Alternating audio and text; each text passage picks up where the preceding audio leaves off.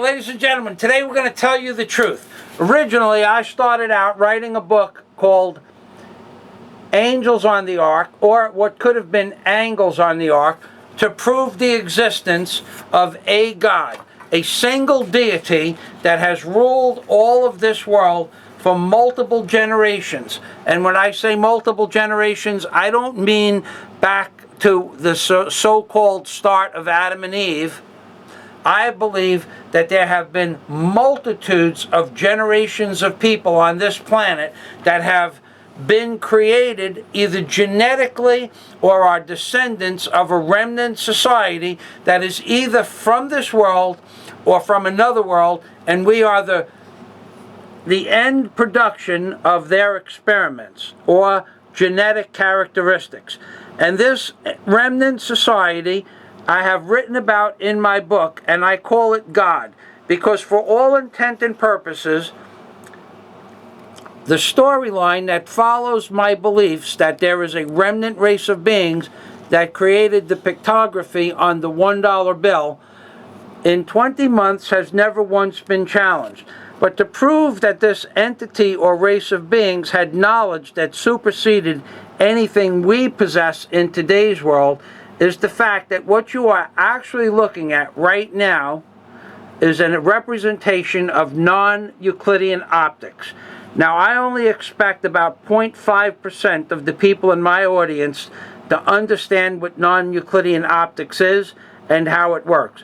But basically, it is the folding of light around rays, and in this case the word rays means lines. That's the proper terminology.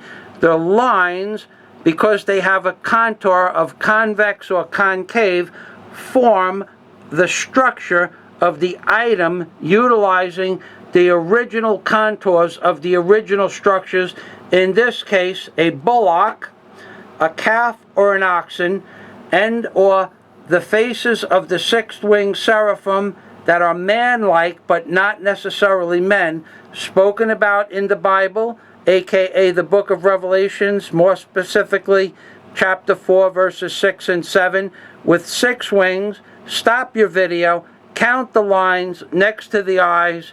You will see that there are 6 lines representing the 6 wings. That's right. This is an example of non-Euclidean optics. Put it in the Google search bar. Say anything you want. I am right. If you think anything otherwise, you are wrong. It is as simple as that. I am the discoverer of a race of beings that placed all of these pictographs, including these cephalopod-type creatures that look nautical in nature and also look Egyptian in nature, also look Mayan in nature.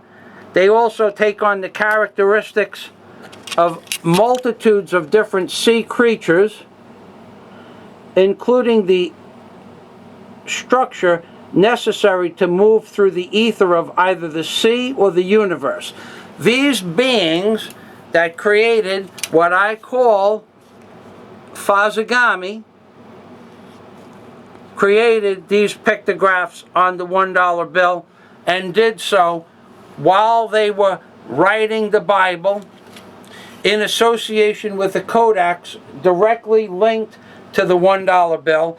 And these beings or remnant society are also responsible for the building of the Great Pyramid, the design and structure of the Great Pyramid itself, and every one of the other 3,300 pictographs that appear on the obverse and reverse of the $1 bill. All of this is in my book, aka Angels on the Ark, that you can review and purchase for 99 cents, less than the price of a pack of gum, by clicking the link in the description box. However, I am also selling the rights, intellectual, copy, and trademark rights to the book to the highest bidder. If you know someone that is interested in purchasing the rights to the book for movie, production, television series, or publishing, I will give you 10% finder's fee. So if you have two parties that you have to go through, you and a second party, you get 5% each. If you have three parties, you get 3.3% each. However it works out, the person that speaks to me first about finding me the producer that brings me to a deal gets their customary 10%. You work it out with the other people involved.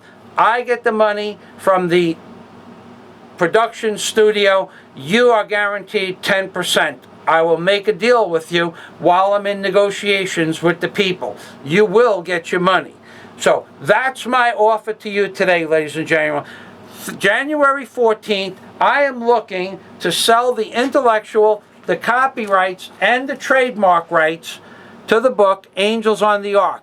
And whether or not you believe any of what I say is true or not, there are at least 5 or 6 different stories that theoretically have never been touched upon. No one can find any background until I place these stories into existence in the publishing industry. Therefore, it has a value. It is up to someone to find me a producer or a production studio that sees the value in the work itself. So, ladies and gentlemen, at that point, I offer you 10%. I guarantee that 10% to the person, entity, or group of individuals that finds me a purchase to purchase my intellectual, copy, and trademark rights. Ladies and gentlemen, more than that, today I don't have much to talk about. God day to you all, and good hunting.